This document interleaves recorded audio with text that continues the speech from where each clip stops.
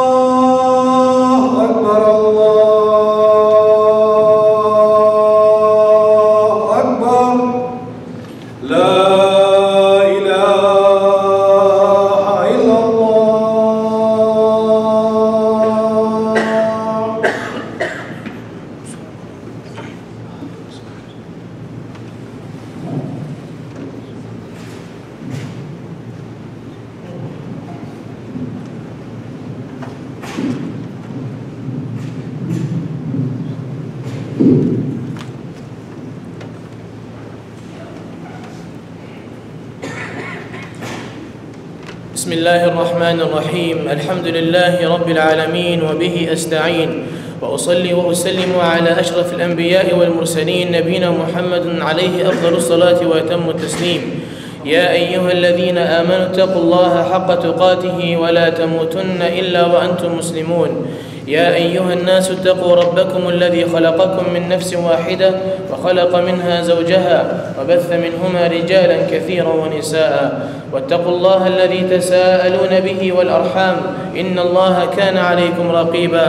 يا أيها الذين آمنوا اتقوا الله وقولوا قولا سديدا يصلح لكم أعمالكم ويغفر لكم ذنوبكم، ومن يطع الله ورسوله فقد فاز فوزا عظيما. إن أصدق الحديث كلام الله، وخير الهدي هدي محمد صلى الله عليه وسلم، وشر الأمور محدثاتها، وكل محدثة بدعة، وكل بدعة ضلالة، وكل ضلالة في النار. نعوذ بالله من النار ومن أهل النار. أما بعد. Brothers and sisters in Islam, today's khutbah was going to be about a different topic. But subhanallah, after the person sees what happens in the news, and every time you turn on the TV channel, or you turn on your Facebook account, or any of your social media, you can't turn a blind eye of what is happening in Burma.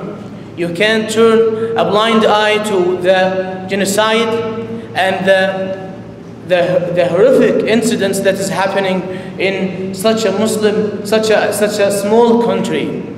And it is all over the news if you are following it. Subhanallah, things that comes in the YouTube, things that comes in the Facebook as graphic content, that I can't even speak of the things that you might have seen more than me, or I have seen. And subhanallah, because this is something that is very dangerous and something that is very horrific, we have to remind ourselves of, if this incident, the first to happen in the history, did this happen before? Did Rasulullah sallallahu alayhi wa sallam tell us about things like this happening? Are we in a shock that this is happening?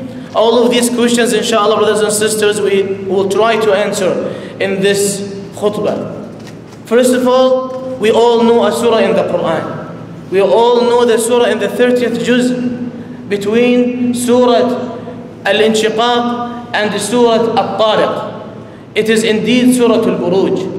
Allah subhanahu wa ta'ala mentions in the surah a story that happened before the Prophet sallallahu alayhi wa sallam. Happened to those who believed in Allah subhanahu wa ta'ala. Happened to a small group of people who lived in a town that was ruled by a king, and this king was in the religion of Judaism. And in disregard of what religion he is in, the people, the Muslims, those who believed in Allah subhanahu wa ta'ala, has been afflicted. The people has been burned in ditches. People has been thrown in fire.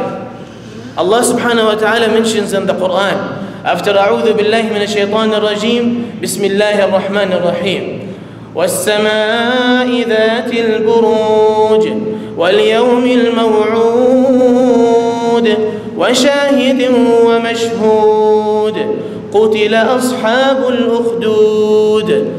Allah subhanahu wa ta'ala starts by swearing, by making an oath. He says, by the sky with the stars in the sky, and by the day of judgment. And if Allah subhanahu wa ta'ala makes such an oath, it is because a very important matter coming up. Then he says, قُتِلَ أَصْحَابُ الْأُخْدُودِ. Maybe a curse upon the people, and maybe the destruction upon the people of the ditch, the people who made the ditches. So what is the story of those people? What is the story of Ashab al-Ukhdud? It is indeed a story, a reminder for myself and for all of us.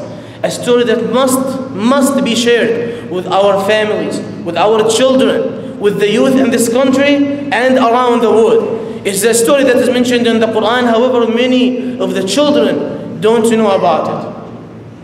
Rasulullah sallallahu alayhi wa sallam is sitting with his companions, and he narrates the story to them, and he says, some time ago there was a king, and he ruled over the city, and this king had a magician under him. This king, he believed in magic, and he had a magician that works under him.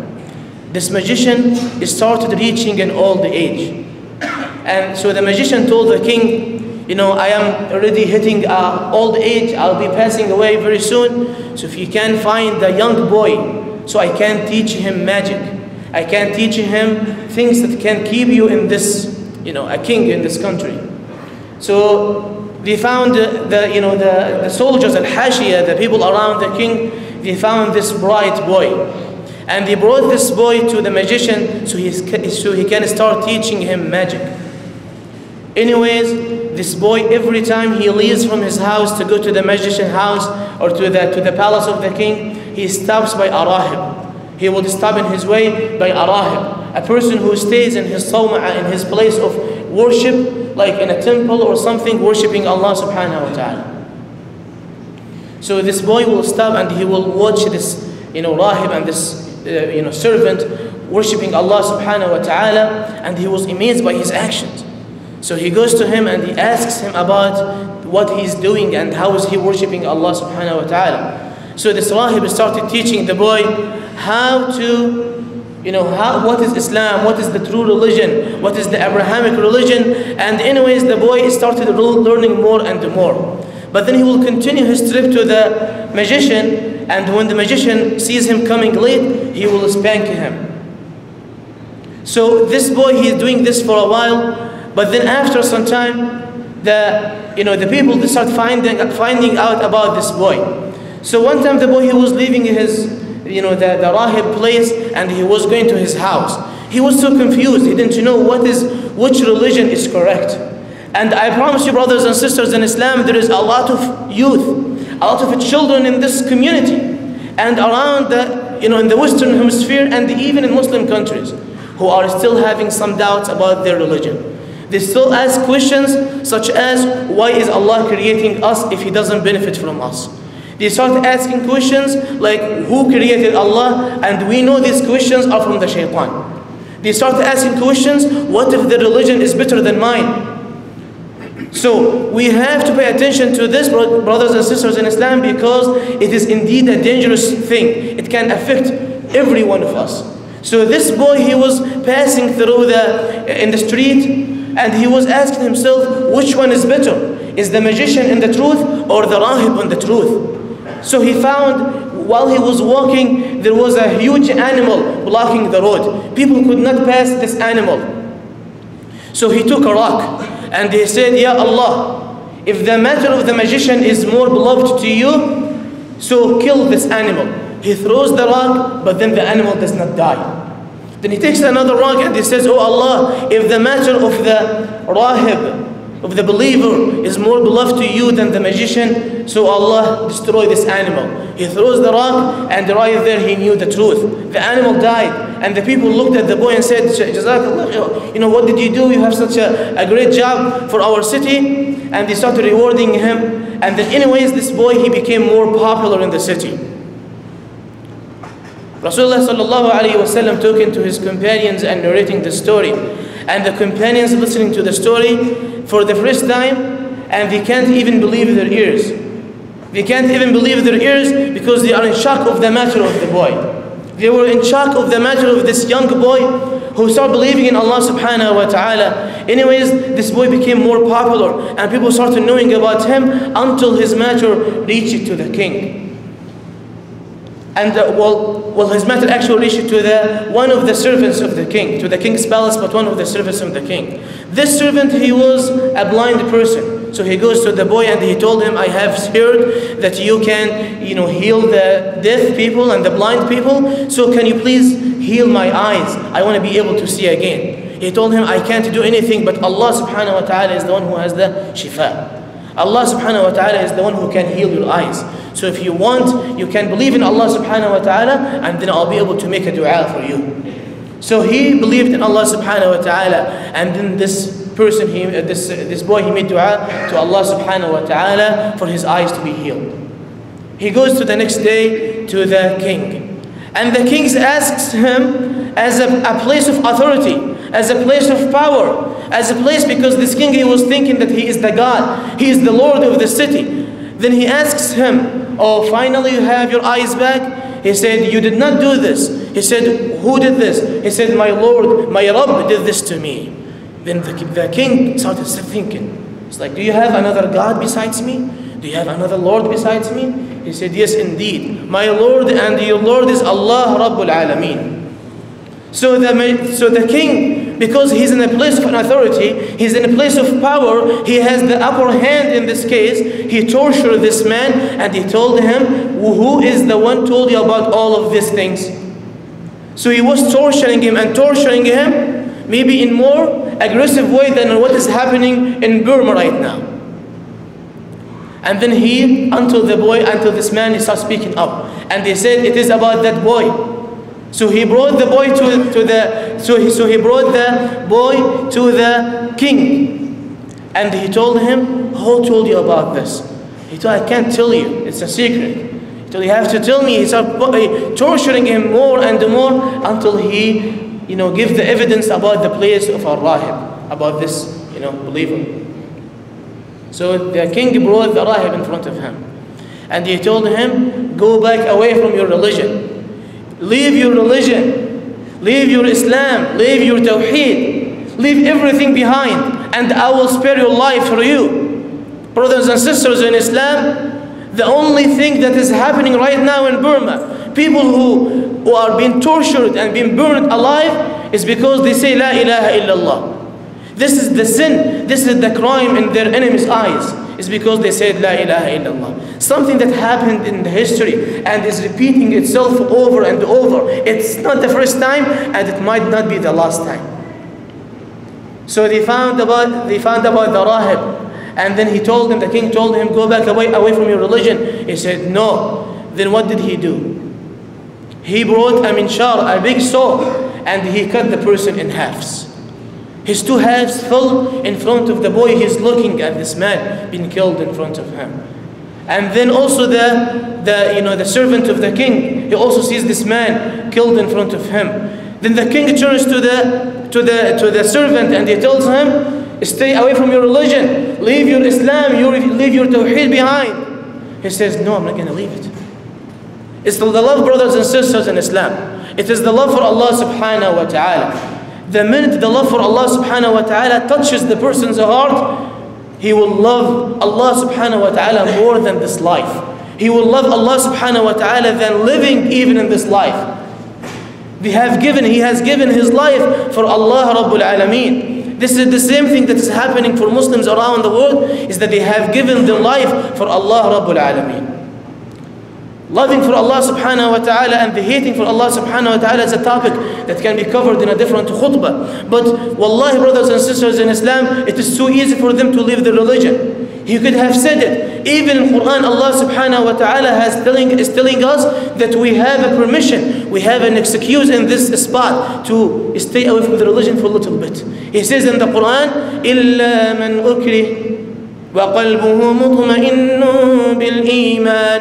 He says in the Quran, everyone who says that he disbelieves in Allah subhanahu wa ta'ala is a true kafir, except for the person he has been forced to say it. Except for a person who is forced to leave his religion, but his heart is still satisfied with the iman. Even though they have a choice, but he insisted even in the last moments of his life, he insisted in loving Allah subhanahu wa ta'ala, putting Allah subhanahu wa ta'ala foremost before even his own life. To tell you how much, brothers and sisters in Islam, we have to love Allah subhanahu wa ta'ala, and we have to make Allah subhanahu wa ta'ala more beloved to us than everything in this life. Look at Umar ibn al-Khattab radiallahu anhu. Umar radiallahu anhu, he was walking one time with Rasulullah sallallahu alayhi wa sallam. He's walking with him and he looks at Rasulullah sallallahu alayhi wa sallam in front of him. Sallallahu alayhi wa sallam. He looks at him and he looks at this man. He looks at him and this is the man who brought me out of the hellfire into Jannah. This man is the one who, because of him, I was in such a darkness and I came to the light of Islam. Then he said, Ya Rasulullah, you are by Allah more beloved to me than everything. I love you, Ya Rasulullah, more than anything in this life, except than myself. I can't love you more than myself. Rasulullah sallallahu alayhi wa sallam, he looks at Umar and he says, Oh Ibn al-Khattab, oh Umar, you can't go to Jannah like this. You can't have a complete iman like this. You can't have a complete iman and go to Jannah. You love yourself more than you love Rasulullah sallallahu alayhi wa sallam. And he didn't say this because out of pride or out of this, but this is the truth. The love for Allah subhanahu wa ta'ala and the love for Rasulullah sallallahu alayhi wa sallam is the most thing that should cover the person's heart, should fill the person's heart. Then Umar radiallahu anhu goes back. He started thinking, and then he goes back to Rasulullah sallallahu alayhi wa sallam. He says, Ya Rasulullah, by Allah, you are more beloved to me than my own self. Then Rasulullah sallallahu alayhi wa sallam looks at him and says, Al-an ya Umar. Now at this moment, your iman has been completed. This is, brothers and sisters in Islam, is only the love for Rasulullah sallallahu alayhi wa sallam. How much should we have love for Allah subhanahu wa ta'ala? In ways we know the story continues. And the boy, he gives the king the instructions of his death. He says, if you want to kill me, that's what you have to do. You have to take an arrow that is owned by me, and take my bow and put the arrow in the bow, tie me to a tree and say Bismillah Rabbul Ghulam. You have to say this. You can't kill me. If you say anything else, you can't kill me. You have to say in the name of Allah, the Lord of the boy. The king does this out of his madness. He does this and he kills the boy. What happens? Everyone in the city witnessed this incident, and all of them believed in Allah subhanahu wa ta'ala, the Lord of the boy. They all believed in Allah subhanahu wa ta'ala. The king got even more angry, and his hashi, the people around him, even instigated the fire in his heart. So they said, you have to take care of this, otherwise this is going to be this is going to be like a big issue for you. So what he does, he orders for the fire to be fired in the roads and the ditches to be made. So they made huge ditches. Even some of the tafsir says the fire was so hot, if a bird flies above the fire in the sky, it will be burned. It will feel the fire in the ground. The fire was so hot. Then subhanallah, the people start being thrown in the fire one after one. He will bring one person, make them alliance. Do you believe in Allah or you believe in the king as your God? He says, believe in Allah, throw him in the fire. People are burned alive right now. People are burned alive because they said La ilaha illallah. People were thrown in the fire because they said La ilaha illallah. How would we know, brothers and sisters in Islam, that this is the truth? How would you know this is the true religion? The boy was asking himself, some of our youth ask themselves, they say, which religion is the best? We have been born as Muslims, is it the true religion? Did the time change? The miracle happened. A miracle happens right there, brothers and sisters in Islam. As Rasulullah sallallahu alayhi wa sallam has mentioned in this beautiful story that is authentic hadith, one of the people was in the line was a mother, and she has her newborn in her hands. She was carrying her newborn in her hands, and then she stops right there. They ask her, do you believe in Allah subhanahu wa ta'ala, or you believe in the king as your God? She looks at the fire. She doesn't care about herself, but then she looks at her infant. She looks at her newborn, and she is thinking to herself, I can say I believe in the king, and I will spare my life and my newborn's life. But at this moment, at this minute, a miracle happened. Rasulullah sallallahu alayhi wa sallam said, 3 people spoke in the mahad. 3 people spoke when they are in this age, and one of them is this boy. This newborn started speaking. He was few weeks old, maybe few months old. He started talking to his mother by the will of Allah subhanahu wa ta'ala, and says, oh mother, stay firm in the religion.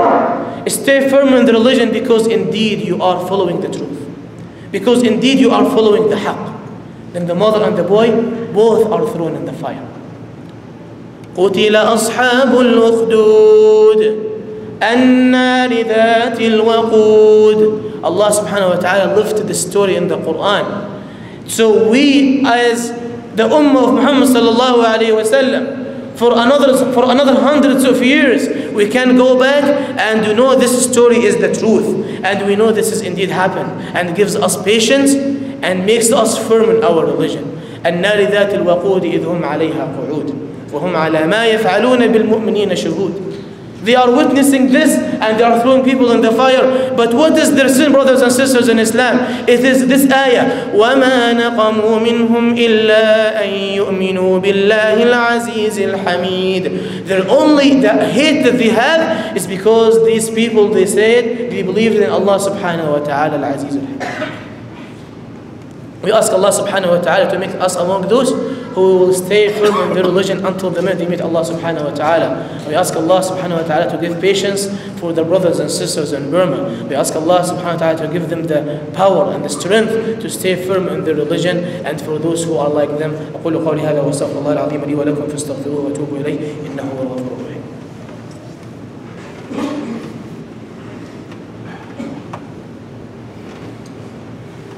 الحمد لله على إحسانه، أشكره على توفيقه وامتنانه، وأشهد أن لا إله إلا الله وحده لا شريك له تعظيما لشأنه، وأشهد أن سيدنا وحبيبنا وقدوتنا محمد صلى الله عليه وعلى آله وصحبه وسلم تسليما كثيرا. اللهم أعز الإسلام والمسلمين، اللهم أعز الإسلام والمسلمين، اللهم أذل الشرك والمشركين، ودمر أعداءك أعداء الدين. اللهم ثبتنا على الدين، اللهم ثبتنا بالقول الثابت في الحياة الدنيا وفي الآخرة يا ذا الجلال والإكرام.